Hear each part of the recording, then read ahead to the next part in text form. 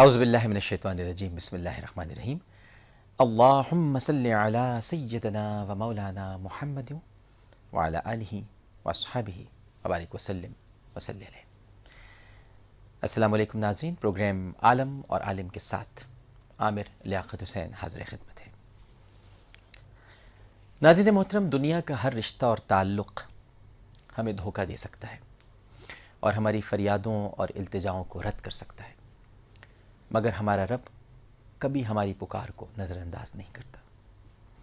حضرت بایزید بسطامی رحمہ اللہ تعالی ارشاد فرماتے ہیں کہ یہ میرا رب ہی ہے جسے میں نے حالت مرض میں پکارا تو شفا دے دی، بھوک میں پکارا تو رزق دے دیا، پیاس میں پکارا تو پانی دے دیا، ذلت میں پکارا تو عزت دی، راہ سے بھٹک گیا تو صحیح راستہ دکھا دیا، اور غربت میں پکارا تو غنی بنا دیا۔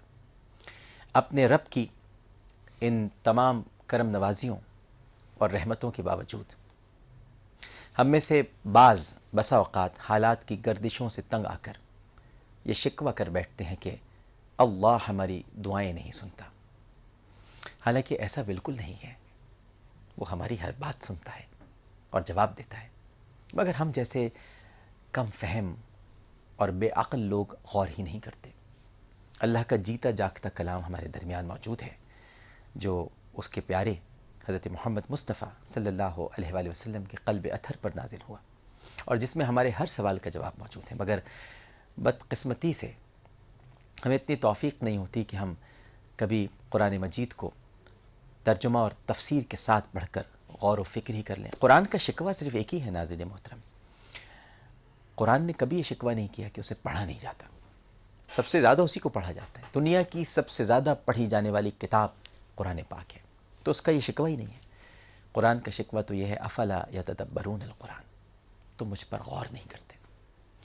اور ہماری اسی روش پر ارشاد ہوتا ہے کہ لوگ قرآن پر غور کیوں نہیں کرتے، افلا یتدبرون القرآن۔ سیدنا علی کرم اللہ وجہہ الکریم ارشاد فرماتے ہیں کہ جب میرا دل چاہتا ہے کہ میں اللہ سے کلام کروں تو میں نماز کے لیے کھڑا ہو جاتا ہوں، اور جب میرا دل چاہتا ہے کہ اللہ مجھ سے بات کرے تو میں قرآن مجید کی تلاوت شروع کر دیتا ہوں۔ قرآن مجید میں ڈوب کر اس کی مقدس آیات کی تلاوت کریں تو ایسا لگتا ہے کہ ہمارا رب ہم سے مخاطب ہے اور ہماری ہر پکار کا جواب دے رہا ہے۔ میں نے کہا کہ یا اللہ مجھے تیری مدد کیسے ملے گی، تو سورہ بقرہ کی 45ویں آیت سے آواز بلند ہوتی ہے کہ وَاسْتَعِینُوا بِالصَّبْرِ وَالصَّلَاةِ، صبر اور نماز سے مدد لیا کرو۔ میں نے کہا کہ میں بہت گنہگار ہوں مالک، تو سورہ زمر کی 53ویں آیت سے آواز آئی اِنَّهُ هُوَ الْغَفُورُ الرَّحِيمُ، اللہ کی رحمت سے مایوس نہ ہو، وہ تو ہے ہی گناہ معاف کرنے والا مہربان۔ میں نے کہا کہ میرے اللہ میرے دل کو سکون نہیں ملتا، تو سورہ رعد کی 28ویں آیت سے جواب آیا الا بذکر اللہ تطمئن القلوب، بے شک اللہ کی یاد سے ہی دلوں کو اطمینان اور سکون ملتا ہے۔ میں نے کہا کہ میں بہت اکیلا ہوں، میرے مولا تو کہاں ہے، تو سورہ قاف کی 16ویں آیت میں اللہ نے جواب دیا کہ وَنَحْنُ أَقْرَبُ إِلَيْهِ مِنْ حَبْلِ الْوَرِيدِ، بے شک ہم رگ جان سے بھی زیادہ قریب ہیں۔ میں نے کہا کہ مجھے کوئی یاد نہیں کرتا ہے میرے آقا، اے میرے مولا، تو سورہ بقرہ کی 152ویں آیت میں جواب ملا فَاذْكُرُونِي أَذْكُرْكُمْ، تم مجھے یاد کرو میں تمہیں یاد کروں گا۔ اس سے یہ حقیقت آشکار ہو، اور ایسی بہت ساری آیات ہیں علماء کرام کی موجودگی میں کیا کہوں، یہ تو خود ایک پورا نصاب ہے، ایک باب ہے، لیکن یہ حقیقت آشکار ہوتی ہے کہ قرآن پاک پڑھنے کی کتاب ہے، شیلف میں رکھنے کی نہیں ہے۔ اسے پڑھا کیجیے، اس کو سمجھنے کی کوشش کیجیے، اس پر غور کیجیے، بہت کچھ معلوم ہو جائے گا۔ اللہ کے حبیب صلی اللہ علیہ وآلہ وسلم کا یہ ایک معجزہ ہے جیتا جاگتا جو ہمارے درمیان موجود ہے۔ اللہ تعالی ہم سب کو قرآن پاک پڑھنے کی اور اس پر عمل کرنے کی توفیق عطا فرمائے۔ ہمارے ساتھ جو علماء کرام تشریف فرما ہیں، کیا ہی کہنے ان کے، ماشاءاللہ آج ہماری اس بزم کو رونق بخشی ہے آپ نے تشریف لا کر۔ ایسے علماء کرام ہیں ناظرین محترم کہ آپ جب ان کی گفتگو سماعت فرمائیں گے تو جی چاہے گا کہ ایک ایک لفظ موتی کی طرح سنبھال کر اپنے پاس ہمیشہ کے لیے رکھ لیں۔ خاص طور پر لاہور سے تشریف لائے ہیں. یہ ایک تو ہمارے لیے بڑا اعزاز ہے کہ ہماری عاجزانہ دعوت کو آپ نے قبول فرمایا اور اسے شرف قبولیت بخشتے ہوئے یہاں تشریف لائے ہیں. تشریف فرما ہے. خطیب ہیں جامع مسجد داتا دربار. اب دیکھیں یہاں سے عقیدت اور عشق کے سوتے پھوٹنے شروع ہو جاتے ہیں کہ داتا دربار کی مسجد کے خطیب ہیں, خصوصی معاون ہیں ناظم اعلیٰ تنظیم المدارس اہل سنت پاکستان. اس کے علاوہ فارغ التحصیل ہیں آپ جامع نظامیہ رضویہ لاہور, اور متخصص فی الفقہ جامع نعیمیہ لاہور, اور تکمیل ائمہ جو کورس ہے وہ آپ نے دمشق سے کیا ہے, اور تکمیل حفظ قرآن ماشاءاللہ سیال شریف سے. تو میں ساتھ تشریف فرمائے. درود تاج آپ نے ان کا سنا 11ویں ربیع الاول یعنی 12ویں شب جو داتا دربار لاہور سے ہماری محفل ہوئی تھی, تو وہاں بہت ہی خوبصورت انداز میں گفتگو بھی فرمائی اور درود تاج بھی پڑھا. علامہ مفتی محمد رمضان سیالوی صاحب, السلام علیکم. مزاج گرامی بخیر. ان کے ساتھ حاضر موجود ہیں شیخ الحدیث ہیں جامعہ اشرفیہ لاہور. ہماری ایک اور خوش نصیبی کہ شیخ الحدیث صاحب ہمارے ساتھ تشریف فرما ہیں, اور ایسوسیٹ پروفیسر ہیں گورنمنٹ کالج یعنی گورنمنٹ شالیمار کالج لاہور. اس کے علاوہ مسئول ہیں وفاق المدارس العربیہ پاکستان. خطیب جامع مسجد E block model town Lahore. Radio Pakistan سے 27 برسوں سے قرآن حکیم اور ہماری زندگی کے عنوان سے قومی سطح پر پروگرام پیش کر رہے ہیں. اور میں نے کسی پچھلے پروگرام میں بھی کہا تھا کہ میرے نانا حضرت سردار علی صابری مرحوم اب اس دنیا میں نہیں رہے, جنہوں نے قائد اعظم کو قائد اعظم کا خطاب دیا اور روزنامہ انجام کے ایڈیٹر ہوا کرتے تھے جب دہلی سے نکلتا تھا انجام. تو وہ بھی قرآن حکیم اور ہماری زندگی کے عنوان سے پروگرام کرتے تھے کراچی یعنی ریڈیو پاکستان کراچی سے.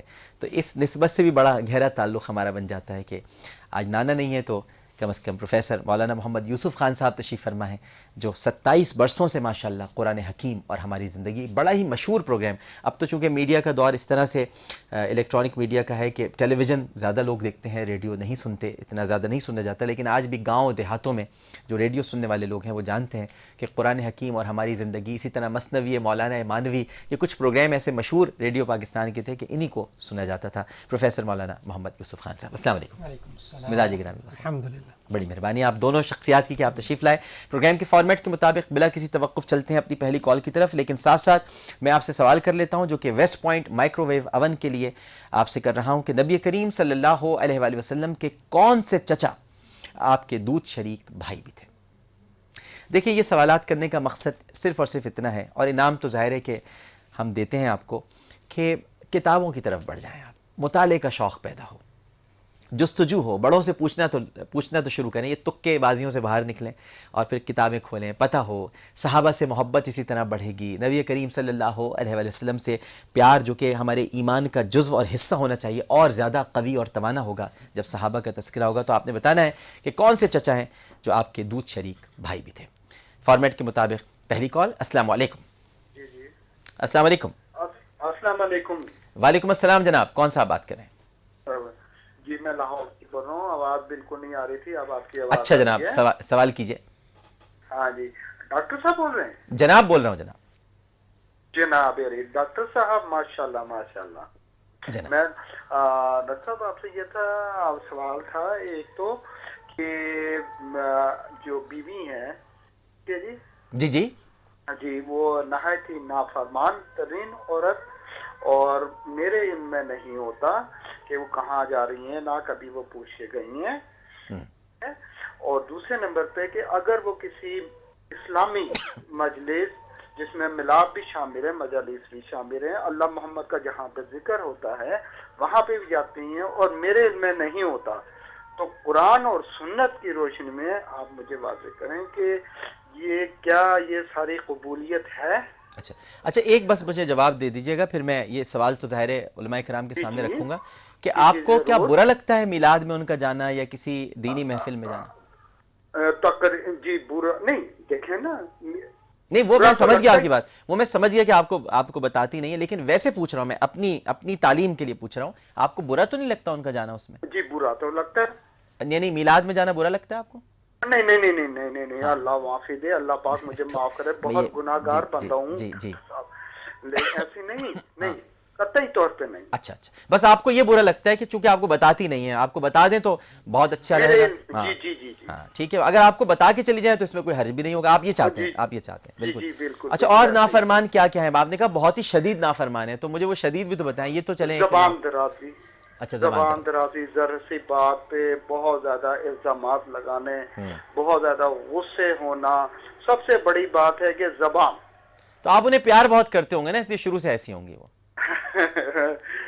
ڈاکٹر صاحب ایسے ہی ہے، ظاہر بات ہے. ڈاکٹر صاحب میں ایکچولی الان ہوں بالکل. اور کتنے سال ہو گئے آپ کی شادی کو؟ جی ماشاءاللہ 15 سال. 15 سال ہو گئے. اچھا اچھا، تو 15 سال سے ہی زبان دراز ہیں یا ابھی کچھ برسوں سے ہوئی ہیں؟ نہیں جی، یہ پہلے 1-2 سال صحیح تھے. اچھا. اس کے بعد سے اچھا. یعنی کہ سمجھے کہ 13 سال. اور بچے کتنے ہیں آپ کے؟ جی ماشاءاللہ میری 4 بیٹی ہیں. 4 بیٹیاں، ٹھیک ہے. الحمدللہ اللہ نے آپ کو 4 بیٹیوں کی دولت سے نوازا ہے، یہ تو اس سے بڑھ کر آپ کے لیے اور کیا دولت ہوگی. تو خیر، آپ کا سوال ہم نے سن لیا ہے اور رمضان سیالوی صاحب سے اس کا جواب لیں گے، لیکن ایک کالر اور موجود ہیں، پہلے ان سے ہم بات کر لیتے ہیں. السلام علیکم. وعلیکم السلام. جی فرمائیے. عامر انکل، میں عائشہ بات کر رہی ہوں. جی فرمائیے عائشہ. میرا ایک سوال ہے آپ سے. یہ جی، پاکستان میں عموماً خواتین کے نام کے ساتھ شادی سے پہلے والد کا نام لگایا جاتا ہے، صحیح. اور جبکہ شادی کے بعد شوہر کا نام لگایا ٹھیک جاتا ہے. ہے. کیا یہ شرعی طور پر لازم ہے؟ بالکل ٹھیک ہے، صحیح ہے. ٹھیک ہے میری بہن، ہم رکھتے ہیں یہ سوال. ایک اور کالر موجود ہیں. السلام علیکم. وعلیکم السلام. جی فرمائیے. جی میں بشرا بات کر رہی ہوں کراچی سے. جی بشرا. جی میرا سوال یہ ہے کہ جو ہے میں نے درود شریف کو پڑھا ہے تو اس میں لکھا تھا اللہم صلی، نام کے نیچے زیر ہوتا ہے. ہم پڑھتے ہیں اللہم صلی پڑھتے ہیں، تو پڑھنے کا کیا صحیح طریقہ کار ہے؟ اللہم صلی علی یا اللہم صلی علی یہ ہے. اور یہ کہ نان مسلم جو ہوتے ہیں ان کے تقریبات میں ہم کیا کھا سکتے ہیں اگر ہمیں یہ شک ہو کہ یہ انہوں نے اپنے ہی کسی جو ہے وہ جو بھی کیٹرنگ وغیرہ ہوتی ہے وہاں سے بنوائی ہو؟ اور قرآن کو پڑھنے کے کیا واقعی مختلف طریقے ہوتے ہیں؟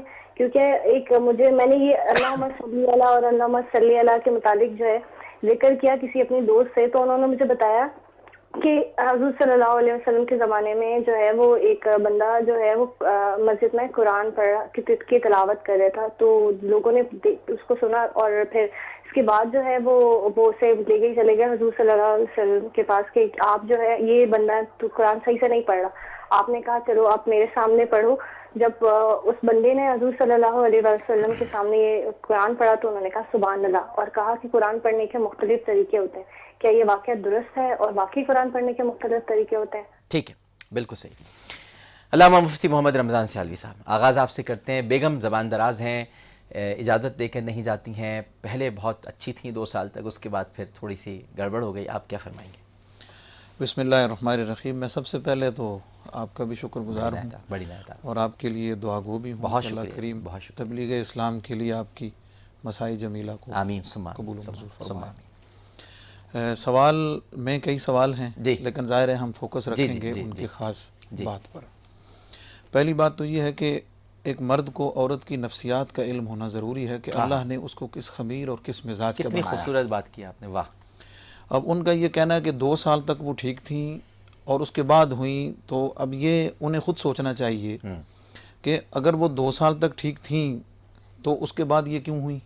ٹھیک ہے. کیا عوامل تھے فیملی کے، خود ان کی اپنی ذات کے، کیا ایسے آئے کہ اتنا بڑا چینج آ گیا؟ صحیح.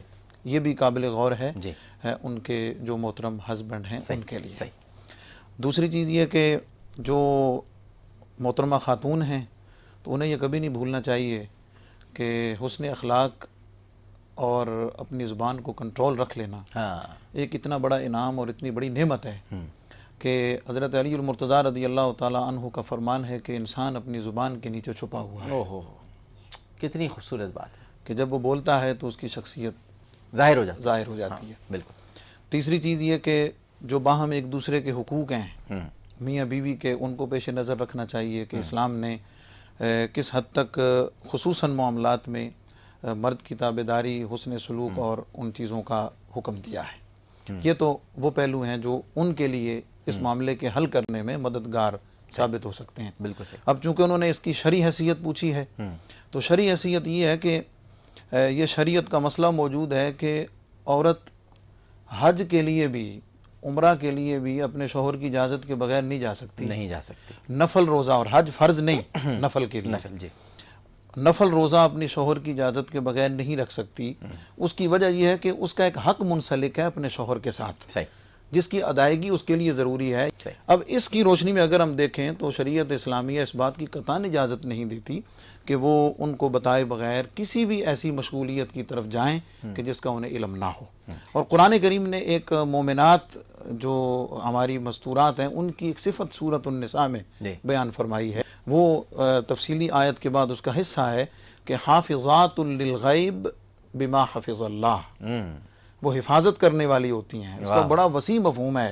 اس حفاظت کرنے میں اس کی عزت کی، اس کی عصمت کی، اس کی ساری چیزوں کی حفاظت، مال کی، اس کی اولاد کی، اس کے گھر کی، ساری چیزوں کی وہ امین اور نگران ہوتی ہیں جب گھر والا گھر میں موجود نہیں ہوتا، اور خاص طور پہ جب کہ وہ اس چیز کو برا جانے تو انہیں قطعی طور پر اس میں نہیں جانا اور اگر بتا کے چلی جائیں تو میرے خیال سے جھگڑے زیادہ بڑھیں گے بھی نہیں۔ اور اس میں پھر خاص طور پہ اس میں بیلنس رکھنا کہ اگر ان کی کسی ایسی مصروفیت اور مشغولیت کی وجہ سے بطور ماں یا بطور بیوی جو ان کی ذمہ داریاں ہیں اگر وہ ڈسٹرب ہو رہی ہیں تو پھر تو قطعاً اجازت نہیں دی جائے گی۔ صحیح۔ اور اگر وہ ڈسٹرب نہیں ہو رہی اور اس کے بعد ان کا شوق ہے، وہ جانا چاہتی ہیں باقی پابندیوں کے ساتھ، تو انہیں چاہیے، ان پر لازم ہے کہ وہ بتا کر جائیں، اور اس اصول کو یاد رکھیں کہ میاں بیوی کے درمیان حسن اور خوبصورتی جو قائم رہتی ہے وہ صرف ایک لفظ سے ہے، اور وہ لفظ اعتماد کا ہے۔ واہ واہ واہ واہ، بہت اچھی بات ہے، بہت اچھی بات ہے۔ پروفیسر صاحب، پہلے تو لڑکی کا نام والد سے، یعنی کہ اگر شادی نہیں ہوئی ہے تو باپ کا نام لگا ہوا ہے ساتھ، شادی کے بعد شوہر کا نام لگ جاتا ہے، شریعت کیا کہتی ہے؟ مطلب لگانا چاہیے یا نہیں لگانا چاہیے؟ جی، شریعت نے تو اس بارے میں ہمیں بہت واضح احکامات دیے ہیں کہ جب شادی ہو جاتی ہے تو اس کے بعد شرعی احکام میں وہ شوہر کے تابع ہو جاتی ہے۔ صحیح۔ جیسے اس کا جو میکہ ہے، جب وہ آئے گی وہاں پر واپس کسی وقت میں سفر کر کے، تو ایسی صورت میں وہ وہاں مسافر شمار ہوگی کہ وہ شوہر کے تابع ہے۔ صحیح۔ لیکن جہاں تک نام کا تعلق ہے اس میں شریعت نے ہمیں پابند نہیں کیا۔ اچھا۔ اگر تو قانونی نقطہ نظر سے دیکھا جائے تو قانونی نقطہ نظر سے بھی کوئی پابندی نہیں ہے، تو ایسی صورت میں اگر بیوی جو ہے وہ اپنا پرانا نام ہی رکھنا چاہے تو رکھ سکتی ہے، لیکن ہمارے جو معاشرتی تقاضے ہیں اگر ان کو سامنے رکھا جائے کہ بھئی شوہر کا نام، پہلے باپ کا نام رکھا جاتا تھا، پکارا جائے گا اس کو شوہر کے نام کے ساتھ، اس میں گنجائش موجود ہے، ورنہ شرعی طور پر پابندی نہیں ہے۔ لیکن پروفیسر صاحب، ہم کیوں اس کو یعنی سے کھل کر ہم بات ہمیشہ نہیں کرتے؟ ہمارے یہاں تو بہت عام ہے کہ جیسے ہی شادی ہوئی فوراً پاسپورٹ پہ بھی نام چینج ہوگا، شناختی کارڈ بھی چینج ہو جائے گا، جبکہ جو ہمیں مثالیں ملتی ہیں تاریخ اسلام میں، ہم نے تو ختیجہ بنت خویلدی سنا، ہم نے تو حضرت عائشہ جو کہ ان کے شوہر سے بڑا کوئی شوہر ہو سکتا ہے دنیا میں، لیکن وہ ہمیشہ بنت صدیق اکبر ہی کہلائیں۔ تو پھر ہم کیوں یہ والد کے نام کو ہٹانے پر اصرار کرتے ہیں؟ یہ کہاں سے آئی ہے معاشرے کے اندر یہ چیز جو کہ ہمیں ہماری جو بڑی خواتین تھیں ان میں نظر نہیں آتی ہے؟ جی بالکل، اور حقیقت یہ ہے کہ یہ جو پاسپورٹ اور شناختی کارڈ کا جہاں تک تعلق ہے، اس میں بھی اگر آپ غور فرمائیں گے تو اس میں بھی صرف شناختی کارڈ اس لیے چینج کروایا جاتا ہے پاسپورٹ میں، وہ شوہر کی جگہ شوہر کا نام، والد کی جگہ پہلے نام ہوتا تھا، اب شوہر کا نام آ گیا، لیکن وہاں بھی لڑکی کے نام کے ساتھ شوہر کے نام کا کوئی حصہ لگانا وہ بھی قانونی پابندی نہیں ہے۔ تو آپ نے بالکل بجا فرمایا کہ یہ جو ہمارے ہاں چیز ایک پیدا ہو گئی کہ معاشرے کے اندر کے عورت کو مکمل طور پر گزشتہ خاندان سے بالکل جدا کر کے اپنے خاندان کا ایک حصہ بنانا کی کوشش جو ہوتی ہے کہ اس کا کوئی نشان بھی نہ رہے اپنے پچھلے خاندان سے، یہ واقعی ایک ایسی سوچ ہے۔ بہت آپ نے دکھتی رکھ پہ ہاتھ رکھ، میں یہی آپ سے بس چاہ رہا تھا کہ اس کا کہ یہ ہماری یہ اچھی روش نہیں ہے۔ اچھی، بالکل ٹھیک ہے، بالکل صحیح ہے۔ ایک چھوٹا سا وقفہ لیتے ہیں، وقفے کے بعد دوبارہ حاضر ہوں گے۔ ہمیں یقین ہے کہ آپ سب لوگ ہمارے ساتھ ہی رہیں گے۔ نبی کریم صلی اللہ علیہ وآلہ وسلم کے کون سے چچا آپ کے دودھ شریک بھائی تھے؟ یہ سوال ہے آج کا۔ ویسٹ پوائنٹ کی طرف سے مائکرو ویو اوون جیتنے کے لیے ٹرپل اے لکھنے کے بعد اسپیس دے کر 436 پر جواب دے دیجئے۔ السلام علیکم ورحمۃ اللہ۔ قرآن کریم جو ہے وہ 7 قراءات پر نازل ہے۔ جی ہاں، دیکھیے کتنا آسان ہے دین، ہم لوگ کتنا مشکل بنا کر لوگوں کے سامنے پیش کرتے ہیں، جیسے کہ دور ہو گئے، نفرت سے دیکھ رہے ہیں۔ آپ نے بھی کتنی خوبصورت انداز میں وضاحت فرمائی۔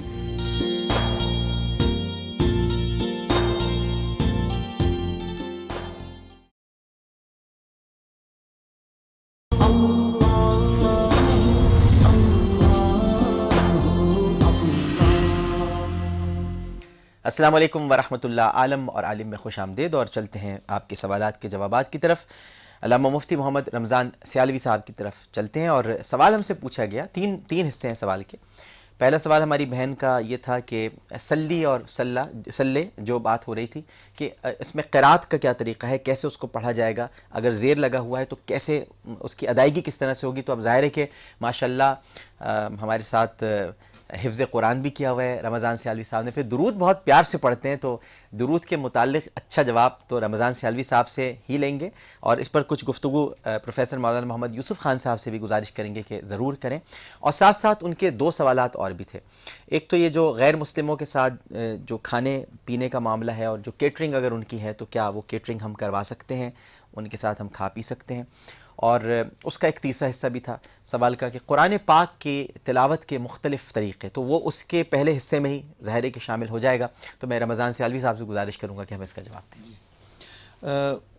قرآن مجید فرقان حمید کی جو ظاہری الفاظ ہیں جی، ان کو ادا کرنے کا ایک خاص طریقہ ہے، جس کے لیے ایک مستقل فن ہے، ہاں، جس کو فن قرات اور فن تجوید کہتے ہیں۔ بالکل ٹھیک ہے۔ اس پر مستقل کتابیں ہیں، مستقل کورسز ہیں، پریکٹس ہے، اور اس کے نتیجے میں ایک ایک حرف کی ادائیگی، حسن صوت ایک الگ چیز ہے جس کو لہجہ اور ترنم کہتے ہیں، وہ ایک الگ چیز ہے۔ تو یہ جو زبر زیر اور پیش ہے، اس کی جو ادائیگی ہے، اس کے اگر ہم اصل میں تجوید و قرات کی روشنی میں جائیں تو یہ حروف مدہ الف واو اور یا ان کا نصف ہے، اچھا، اور ان کی ادائیگی الف واو یا کا نصف اور ہاف ہے۔ صحیح، ٹھیک ہے، صحیح۔ مثلا قالو، ہم نے واو کو کھینچ کر پڑھا تو جتنی مقدار ہم نے اس کو کھینچا ہے ایک الف کی مقدار کہلاتی ہے، تو اس کا ہاف جو ہے وہ پیش کی مقدار ہوگی۔ صحیح۔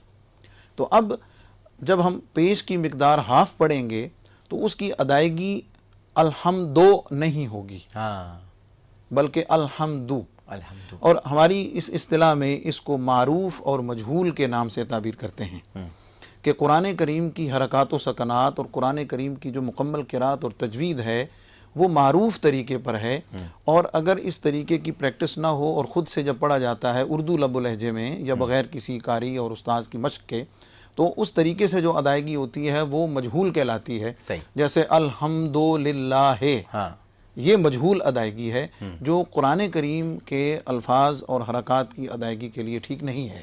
درست، جو صحیح طریقہ ہے وہ الحمدو، ہاں، یعنی اس کا طریقہ یہ ہے کہ ہونٹوں کو مکمل گول کیا جائے، گولائی کی طرف مائل کریں۔ اسی طرح اب آگے ہم یہ بتانے کے بعد اس بہن کے سوال کے جواب کی طرف، تو اسی طرح جو زیر ہے وہ جو یا ہے اس کا ہاف ہے، تو جب ہم یا کا ہاف کریں گے تو اس کی معروف آواز بھی سلی، سلے نہیں بلکہ سلی، سلی، یہ صحیح ادائیگی ہے، اور اس کو اس کے مطابق ہی پڑھنا چاہیے۔ اچھا، بالکل اور یہی ٹھیک ہے، اور یہ اپلائی ہوگا الحمدو سے لے کر بسم اللہ کی با سے لے کے والناسی کی سین تک، والناسے نہیں بلکہ والناسی، جی، قل اعوذ برب الناس ملک الناس، یہ اس کی ادائیگی کا صحیح طریقہ ہے۔ الناسی، اس جی، طرح سے، تو بالکل سے جب سے ہوگا جی، تو یہ وہی سلے، یہ مجہول ہو جائے گا۔ بالکل صحیح۔ لیکن ایک بات یاد رہے کہ اس طرح کی ادائیگی سے، یہ میں صرف بات کر رہا ہوں زبر زیر پیش کی ادائیگی پر، عمومی طور پر معنی میں کوئی فرق نہیں پڑتا، ہاں، یہ ذہن میں رہے۔ اچھا، لیکن بہت ساری ایسی قواعد و ضوابط ہیں قرات و تجوید کے، یہ حسن ہے نا پڑھنے کا، ہاں، جی، یہ تو اگر حسن آپ ہے۔ اس کا لحاظ نہیں رکھیں گے تو معنی بگڑ جائے گا۔ اور انہوں نے اس کویسچن کو تھوڑا سا مکس کر دیا کہ قرات مختلف ہے اور پڑھنے کے طریقے مختلف ہیں، وہ پڑھنے کے طریقے اور ہیں، ہاں، یہ ادائیگی کا طریقہ، یہ ادائیگی کا طریقہ، ادائیگی کا طریقہ اور ہے، اور قراءات کا جو اختلاف ہے، سبع عشر کی طرف، سبع عشر کی طرف ان کا اشارہ ہے، جی، اس سے الفاظ کی جو صیغے ہیں، مثلا مذکر ہو جانا، مؤنث ہو جانا، واحد ہو جانا، تثنیہ ہو جانا، اور اس میں دیگر قوانین کا اجرا جو سبع عشر میں تفصیل سے ملتے ہیں، پورا ایک فن ہے جس کے اوپر علماء اور قراء موجود ہیں، وہ ایک الگ چیز ہے۔ تو نبی کریم علیہ السلام کی بارگاہ میں جو پڑھا گیا اور جس کی تائید کی گئی وہ مفہوم حدیث ہے، اس میں کچھ چیزیں اور بھی ہیں لیکن انہوں نے اپنے علم کے مطابق بیان کیا، اور وہ واقعہ درست ہے حدیث کا، مفہوماً ٹھیک ہے، مفہوماً ٹھیک ہے کہ ایسا ہوا، وہ اختلاف قراءات ہے۔ اور نبی کریم علیہ السلام نے خود فرمایا کہ انزل القرآن علی 7 احرف، کہ قرآن کریم جو ہے وہ 7 قراءات پر نازل ہوا۔ اب 7 قراءات کیا ہیں؟ وہ بنیادی طور پر عرب کی مشہور 7 لغات ہیں، کہ جیسے کہ ایک لفظ ایک خاص معنی کے لیے مختلف الفاظ استعمال ہوتے ہیں، لیکن اس کا بنیادی مفہوم اور ترجمہ وہ تبدیل نہیں ہوتا، مقصدیت اس کی نہیں بدلتی۔ وہ حضور علیہ السلام نے امت کے لیے وسعت اور آسانی رکھی کہ اس میں ان تمام کی اجازت دے دی، اور اس میں پھر کافی تفصیل ہے، اس میں جانے کی ضرورت نہیں، لیکن وہ اختلاف قراءات ہے، وہ ایک الگ چیز ہے، وہ ایک الگ بھی چیز ہے۔ اور یہ جو ادائیگی ہے فن تجوید و قراءت کے مطابق، یہ تمام کی تمام جو 7 قراءات ہیں ان تمام پر اپلائی ہوگی۔ کیا خوبصورتی سے آپ نے دونوں چیزوں کو الگ الگ کر کے سمجھا دیا۔ ہاں بالکل ٹھیک۔ اچھا، غیر مسلموں کے ساتھ یہ کیٹرنگ وغیرہ جو جی، اس میں بنیادی طور پر 2 چیزیں اس وقت خاص طور پر جو انٹرفیتھ ہارمنی اور ایک ہمیں اس کی ضرورت ہے، میں اس کو سامنے رکھتے ہوئے یہ بات کرنا چاہوں گا۔ نہیں، آپ درست فرمائیں۔ ایک ہے غیر مسلموں سے قلبی محبت، یا کوئی ایسا تعلق پیدا کرنا کہ جس سے ان سے قلبی تعلق پیدا ہو جائے، ایسا قلبی تعلق جو آپ کے اپنے ایمان کو کمزور کر دے، ایمان باللہ، ایمان بالرسول، ایمان بالآخرت، اخلاقیات کو کمزور کر دے۔ اسلام اس کی اجازت نہیں دیتا۔ اور حسن معاشرت ایک اور چیز ہے، واہ واہ، حسن سلوک ایک اور چیز ہے، واہ۔ تو ہم اس کو فرق نہیں کر پاتے، اور جہاں حسن سلوک کی آڑ میں ہم بالکل ان جیسے ہو جاتے ہیں، اور اگر پیچھے ہٹیں تو ہم ان کو انسان تک سمجھنے کے لیے بعض دفعہ تیار نہیں ہوتی ہیں۔ تو یہ دونوں چیزیں غلط ہیں۔ حسن معاشرت، حسن سلوک، حسن اخلاق ایک الگ چیز ہے۔ دوسری چیز، اگر برتن ناپاک ہو جائے کسی مسلمان کا بھی، تو شریعت کا حکم ہے کہ دھو دیں تو وہ پاک ہو جاتا ہے، آپ اسے استعمال کر سکتے ہیں۔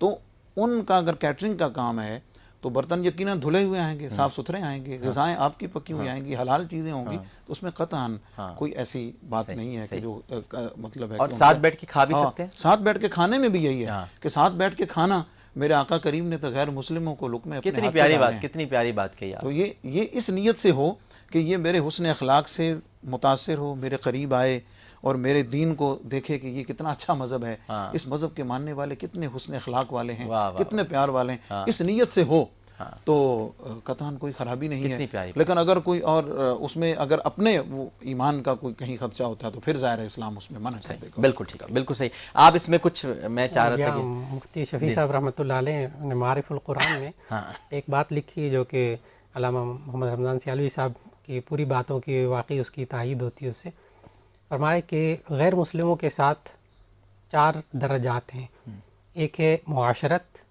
ایک ہے معاملات، ایک ہے مواسات، ایک ہے موالات۔ واہ واہ۔ تو 4 درجوں میں تقسیم فرمانے کے بعد لکھتے ہیں کہ معاشرت، رہنا سہنا، کھانا پینا جائز غیر مسلموں کے ساتھ، معاملات، لین دین، تجارت کرنا، کاروبار کرنا بالکل جائز۔ 2، تیسرا مواسات، غم خاری، ان کے دکھ درد میں کام آنا غیر مسلموں کی بالکل جائز۔ لیکن موالات، قلبی دوستی، جہاں مفتی صاحب نے فرمایا کہ ایمان پر حرف آتا ہے، اخلاق پر حرف آتا ہے، وہاں اپنے آپ کو روکنا ہوگا۔ دیکھیے کتنا آسان ہے دین، ہم لوگ کتنا مشکل بنا کر لوگوں کے سامنے پیش کرتے ہیں، جیسے کہ دور ہو گئے، نفرت سے دیکھ رہے ہیں۔ آپ نے بھی کتنی خوبصورت انداز میں وضاحت فرمائی کہ یہ اس میں قرآن کریم کی ایک آیت کا حوالہ بعض دفعہ لوگ دے دیتے ہیں، اور وہ حوالہ دینا درست نہیں ہے۔ قرآن کریم فرقان حمید میں سورہ توبہ کی ابتدائی آیات میں ہے کہ انما المشرکون نجس فلا یقربوا المسجد الحرام بعد عامہم ھذا، اس میں پوری تفصیل موجود ہے۔ تو اس میں مشرکین کو جو نجس کہا گیا ہے، نجس کہا گیا ہے، اس سے مراد ان کی جسمانی پلیدی نہیں ہے، شرک نجس ہے نا، شرک ان کی ایمان کی جو شرک، ایمان کی ناپاکی کی طرف اشارہ ہے۔ ان کی جسمانی یہ نہیں ہے کہ اگر آپ کے جسم کے ساتھ کپڑے کے ساتھ کپڑا لگ گیا تو کپڑا ناپاک ہو جائے گا، بالکل صحیح بات، وہ نجس مراد نہیں ہے۔ ظاہر ہے وہ شرک نجس ہے، شرک سے دور رہنا، وہ ایمان ہو گیا نا، وہ ایمان ہو گیا، بالکل صحیح۔ تو وہ ان کو دور رکھنے کا جو ہے وہ اس وجہ سے ہے، نہ یہ کہ وہ کوئی ناپاک چیز ہے کہ اگر آپ کے ساتھ لگی تو اللہ تعالیٰ نے پیدا کیا ہے، تو ظاہر ہے کہ اور میں جس درگاہ سے تعلق رکھتا ہوں اور جس سے نسبت ہے، تو میں سمجھتا ہوں کہ حضرت داتا گنج بخش علی حجویری جس کو فرستان میں ہندوستان میں تشریف لائے، تو وہ اگر اسی تقسیم میں ہوتے تو وہاں تو آج بھی ہندو آتے ہیں، ان کی کٹیا میں تو سب آتے ہاں تھے. سب آتے تھے. حضرت خواجہ معین الدین چشتی اجمیری رحمۃ اللہ تعالیٰ علیہ آج بھی وہاں ہندو سکھ آتے ہیں، اس لیے کہ وہ روایت تھی، وہ ان کے زمانے میں بھی آتے تھے اور آج بھی آتے ہیں، یہاں بھی آتے ہیں. وہ ہندو نہ آتے تو مسلمان کیسے ہوتے؟ ٹھیک ہے، بالکل صحیح، بالکل صحیح. ایک چھوٹا سا وقفہ لیتے ہیں، وقفے کے بعد کتنی پیاری باتیں ہوئی ہیں ناظرین محترم. میں تو کہتا ہوں کہ انہیں سند بنا کے رکھ لیا جائے اور پھر یہ کبھی بحث اٹھے ہی نہیں.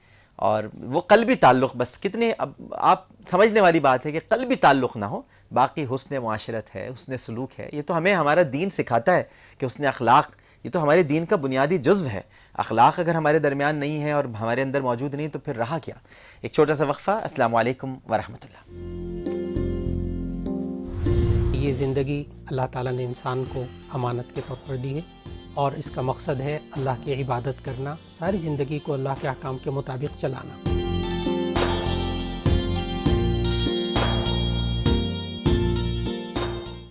السلام علیکم ورحمۃ اللہ. عالم اور عالم میں خوش آمدید، اور چلتے ہیں آن کیمرہ سوال کی طرف. جی السلام علیکم. میرا سوال یہ ہے کہ یہ جو آج کل نیو جنریشن ہے بات بات پہ لڑائی جھگڑا اور خودکشی کرتی ہے، تو یہ اس کے خودکشی کرنے کا گناہ کیا ہے؟ بات بات پہ جھگڑا ہے، خودکشی کر لیں گے اور خودکشی ہو جاتی. کبھی محبت میں ناکامی پہ خودکشی، کبھی امتحان میں اچھے نمبر نہیں آئے تو خودکشی کیوں کرتے ہیں، اور کس کے عذاب کے متعلق؟ دراصل آج معاشرے کے اندر یہ اتنا اہم سوال بن چکا ہے کہ جس کا جواب قرآن و سنت کی روشنی میں بہت ضروری ہو چکا ہے کہ یہ زندگی اللہ تعالیٰ نے انسان کو امانت کے طور پر دی ہے اور اس کا مقصد ہے اللہ کی عبادت کرنا، ساری زندگی کو اللہ کے احکام کے مطابق چلانا. اور زندگی اور موت اپنے ہاتھ میں نہیں، اللہ کے ہاتھ میں ہے.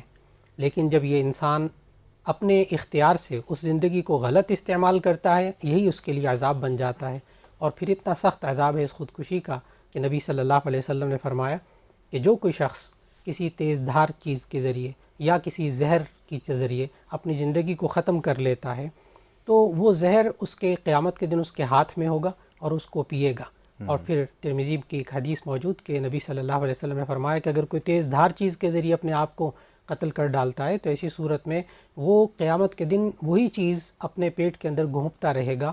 اور آگے الفاظ یہ ہیں کہ خالداً مخلداً فیہا ابدا، کہ اس میں ہمیشہ ہمیشہ رہے گا.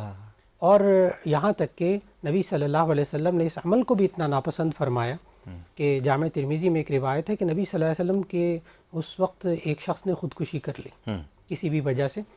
تو نبی صلی اللہ علیہ وسلم جب نماز جنازہ تیار ہوئی اور نبی صلی اللہ علیہ وسلم کو پتہ چلا کہ اس نے خودکشی کی ہے تو نبی صلی اللہ علیہ وسلم نے واضح الفاظ میں فرمایا اما انا فلا اصلی علیہ، میں تو اس کی نماز جنازہ نہیں پڑھاؤں گا. وہ الگ بات کہ باقی کو اجازت دے دی کہ آپ لوگ پڑھا لیں. تو انسان کا ایمان تو باقی رہتا ہے، لیکن ایسی صورت میں یہ انسان اپنے لیے گناہ کبیرہ کا ارتکاب کرتا ہے. اس لیے اپنی زندگی کا انسان کو خیال کرنا چاہیے. دوسری بات، آج معاشرے کے اندر یہ انسان جب مایوسی کی کیفیت میں جاتا ہے، یہ سب سے بڑی وجہ آج معاشرے کے اندر آ رہی ہے کہ ڈپریشن اور مایوسی، اس کے بنیاد پہ خودکشی. یہ جتنے بھی واقعات آپ نے بتائے یہ سب کے سب دو بنیادیں اس میں آتی ہیں، اور اللہ تعالیٰ نے ہمیں اس کے لیے سمجھایا لا تقنطوا من رحمت اللہ، تم اللہ کی رحمت سے مایوس مت ہو. یہ انسان جب یہ سمجھے، آج معاشرے کے اندر دو چیزوں کی کمی کی وجہ سے انسان اس حد تک پہنچتا ہے. ایک شکر نہیں ہے جب نعمت ملتی ہے، اور جب نعمت چھنتی ہے یا جو نعمت چاہتا ہے وہ نہیں ملتی تو اس پر یہ صبر نہیں کرتا. اور اللہ تعالیٰ نے ہمیں سمجھایا قرآن مجید میں، حضرت لقمان نے بھی اپنی اولاد کو سمجھایا. آج انہوں نے نئی جنریشن کی بات کی ہے تو نئی جنریشن کو آج ہم نے خود جنریشن گیپ میں مبتلا کر دیا ہے. صحیح. نبی صلی اللہ علیہ وسلم نے اس جنریشن گیپ کو ختم کرنے کا طریقہ سکھایا تھا اور فرمایا تھا کہ جو شخص اپنے چھوٹے پر شفقت کرتا ہے اور جو شخص اپنے بڑے کا احترام کرتا ہے وہ تو ہم میں سے نہیں، لیکن ہم میں سے ہے، لیکن من لم یرحم صغیرنا ولم یوقر کبیرنا فلیس منا. جو شخص چھوٹے پر شفقت نہیں کرتا اور جو اپنے بڑے کا احترام نہیں کرتا وہ ہم میں سے نہیں ہے. آج اس نئی جنریشن کو قریب کرنا ہوگا، اور قریب کر کے حضرت لقمان علیہ السلام کی طرح وہ جو سورہ لقمان کے دوسرے رکوع میں ایک نصیحت فرمائی انہوں نے اپنی اولاد کو، بیٹے کو سمجھاتے ہوئے یہ کہا کہ وَاصْبِرْ عَلَىٰ مَا أَصَابَكَ إِنَّ ذَلِكَ مِنْ عَزْمِ الْأُمُورِ. اے میرے پیارے بیٹے، اگر تمہیں کوئی تکلیف پہنچے تو ایسی صورت میں صبر کرنا ہے بڑی ہمت کے کاموں میں سے. آج اولاد کے اندر قوت برداشت پیدا کرنا، اس نئی نسل کے اندر صبر پیدا کرنا، حوصلہ پیدا کرنا اور اللہ کی تقدیر پر راضی رہنے کی ایک مزاج بنانا، یہ بہت ضروری ہو چکا. یہ حل ہوگا آج انشاءاللہ العزیز خودکشی کا. بالکل ٹھیک ہے، بالکل صحیح.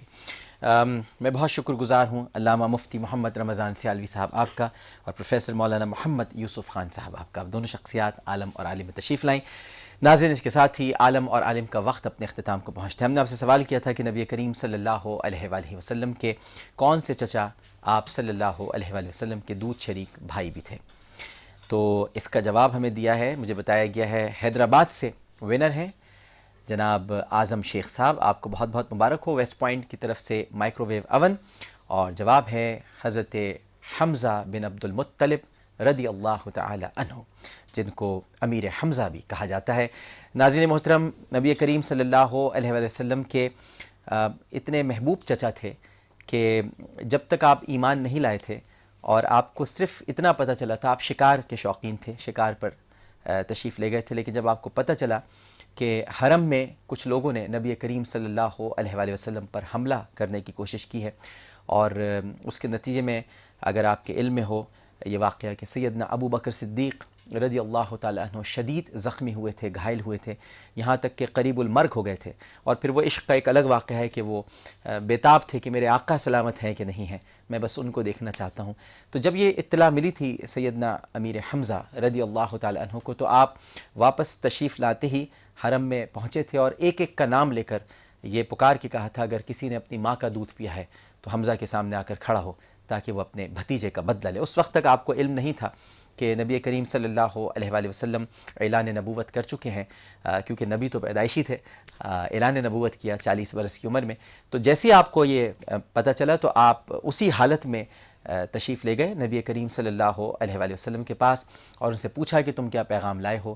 اور ابھی نبی کریم صلی اللہ علیہ وآلہ وسلم نے پیغام سنانا شروع ہی کیا تھا, یعنی آیات قرآنی کی تلاوت ہی کی تھی کہ آپ کی آنکھوں سے آنسو جاری ہو گئے اور آپ نے لا الہ الا اللہ محمد رسول اللہ کہہ کر سب سے پہلے اپنے پیارے بھتیجے حضرت محمد مصطفیٰ صلی اللہ علیہ وآلہ وسلم کی بیعت کی, ان کا ساتھ دیا. اور پھر اتنے زیادہ محبوبیت تھی, اتنا پیار تھا کہ احد کے موقع پر جب وحشی جو حضرت وحشی رضی اللہ تعالیٰ عنہ بعد میں ہوئے, کیونکہ اللہ کے رسول نے بھی انہیں معاف کیا, اللہ نے بھی معاف کیا, اور پھر وہ خود فرماتے تھے کہ میں نے تاریخ کے بہترین انسان کو قتل کیا ہے, میں تاریخ کے بدترین انسان